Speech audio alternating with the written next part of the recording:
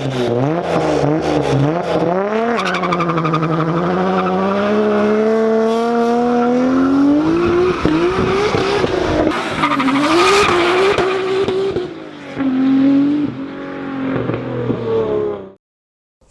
what brought you to the GTR platform? Dude, what brings anyone to this? This is it. You got to tell the world, man. This is Godzilla, dude.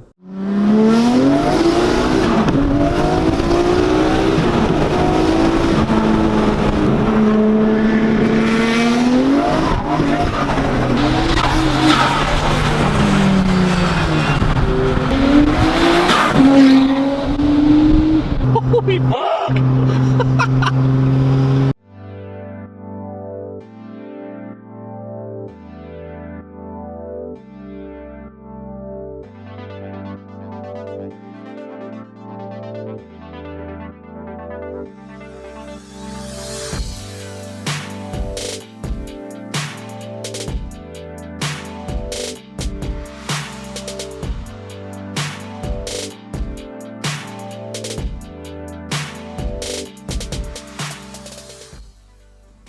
Tell us about the car.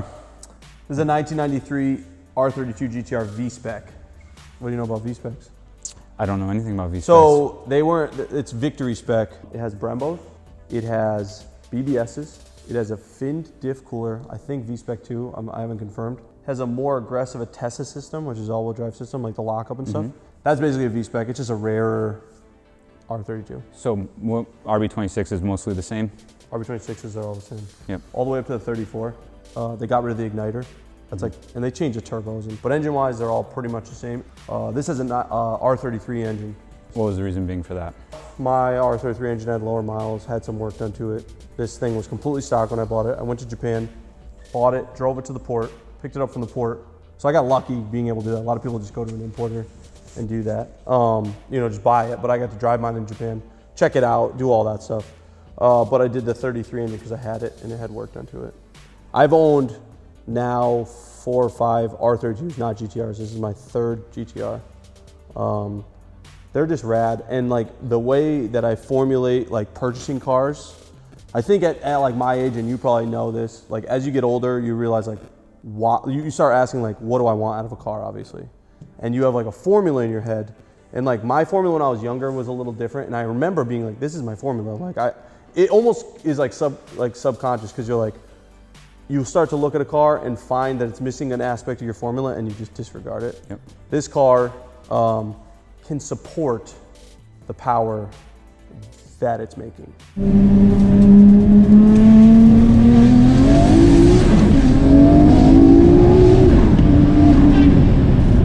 And I don't think a lot of cars can. Like I don't think the FD can support this thing's power. I agree with that. I don't think the Evo 5 can support this thing's power. I think they can support the power they can support well, right. You know, and I think they'd be formidable against this in that power level. This car can do 600 horsepower, and it can support it. It can tuck 275s squared. Not a lot of cars can do that, especially in the 90s. Right. Arches and everything were smaller in the 90s. This thing can tuck serious meat. And it can make a lot of power really easy. What's your tire setup? 275, 40, 17, and TL1 squared. And the wheels? 17, 9.5, 12 to E37s. The white on white is like definitely white like, is, yes. That's it. My Evo 4 is white on white. So I did a lot of like Nismo upgrades. Has the steering wheel. That's from a 400R, R33 400R. You familiar with that car? Yeah, I am. Badass car. That's the wheel from it. I got the cluster. I've got the three gauges, the triple meter, the floor mats, shift knob, and then under the hood, I've got some stuff. You want to pop the hood? Yeah, let's take a look.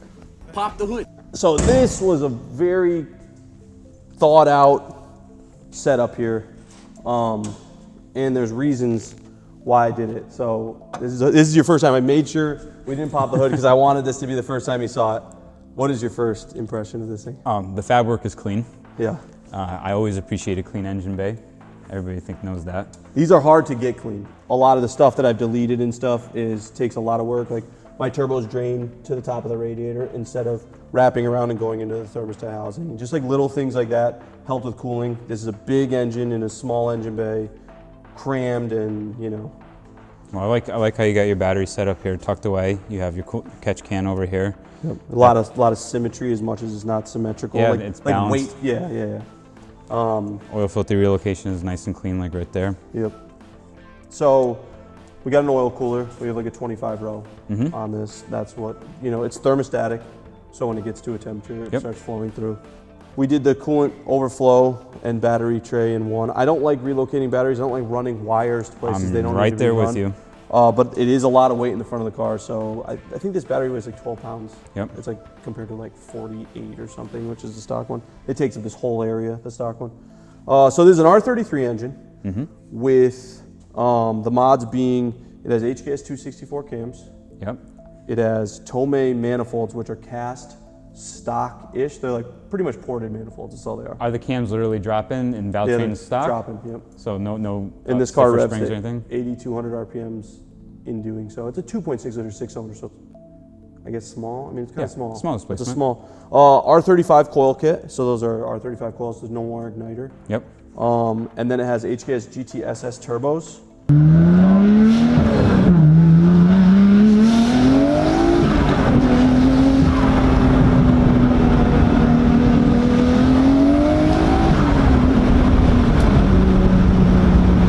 Which are, they're slightly bigger. They're about the size of like an R34. It's like an R34 turbo. They're 2860s, and it makes it spool as you felt. These are HKS manifolds Those are Tomei cast manifolds, and internally gated. internally gated HKS wastegates. Yep. OS Giken twin disc. This was a pull type. This is now converted to a push type. It's got the 34 transmission, which normally is mated to two 362 final drives, one in the front diff, one in the rear. I retained the 32-33 final drive, which is 411 in the front and the rear. Yep. With the 6-speed, so it's like snappy, like real snappy. Yeah.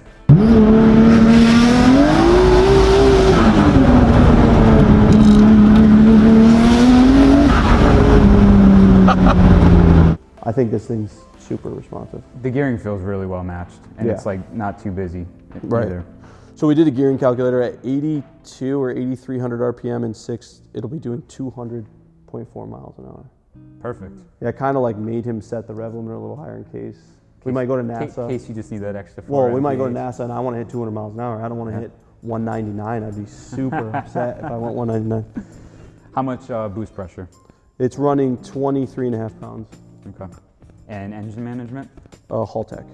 It's on 1100 cc injectors. There's on the 85 all the time. It's flex fuel, but I've never flexed. Just leave it on the 85. It's got 3.5-inch titanium straight pipe as an equal length front pipe. So, it's got two turbos, so it has two pipes that come off. Yep. That's what gives it that like ringer, that like, I don't want to say Ferrari sound, but it kind of gives it that like. It shrieks.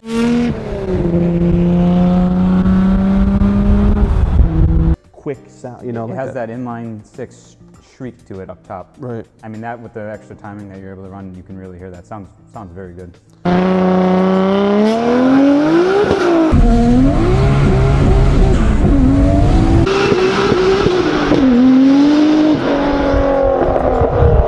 So that's pretty much everything under the hood. We powder coated and simplified and made it pretty. But this is like a basic GTR. So it makes 520 wheel, 485 pound-feet on that boost set. That boost set 23.5. I mean, I think what works really well with this setup is like this just shows you that you don't have to do pistons and rods and get in the machine work and everything. It's just a turbo upgrade. Okay, you have cams, but the cams are drop-in. Right. It's money spent, but it's not an astronomical amount of money spent, and this is a lot of power given how simple the setup is. Right. This is faster than most people would realistically, who wants to do anything other than straight line, would be able to drive. This car surprises a lot of people. People will be like, oh, 500 horsepower, okay. Because that's kind of like the norm now. Yeah, that's a number that's thrown around quite a bit. It's thrown around, and I've raced quite a few 500 horsepower cars with this. And this is light. This is light. This is under 3. It's under 3. So deleting the HKS, you got lines, you've got a big steering rack in the back. You've got the pump, which isn't too bad. I would say probably 30, 35 pounds deleted from HKS. No AC, probably 40, 45 pounds. We deleted ABS, which was a little bit, you know. Sure. And then we did the exhaust was probably the biggest. That was 65 pounds of weight savings. I mean, that much wheel horsepower, 520 wheel horsepower, and then sub 3,000 All pound wheel. car. That's all wheel crazy. horsepower. So He that's puts it down. So more drivetrain loss Right. to the wheels. In that weight, that's a seriously fast car. That's an easy 10-second car. It's a 10-second car.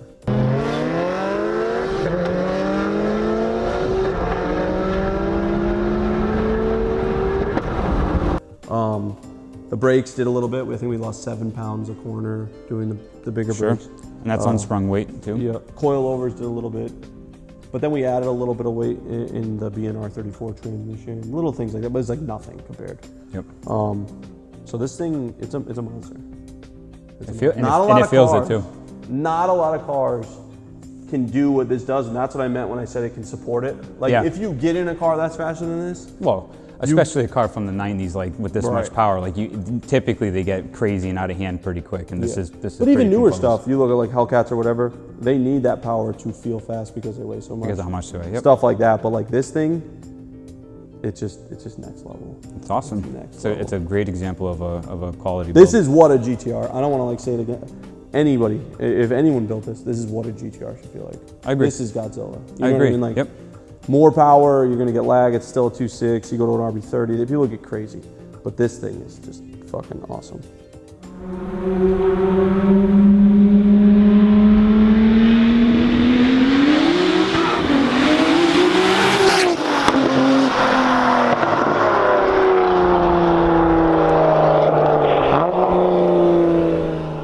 What do you have to say to the boys with vinyl wrapped R35 GTRs? I don't really have anything to say to those dudes.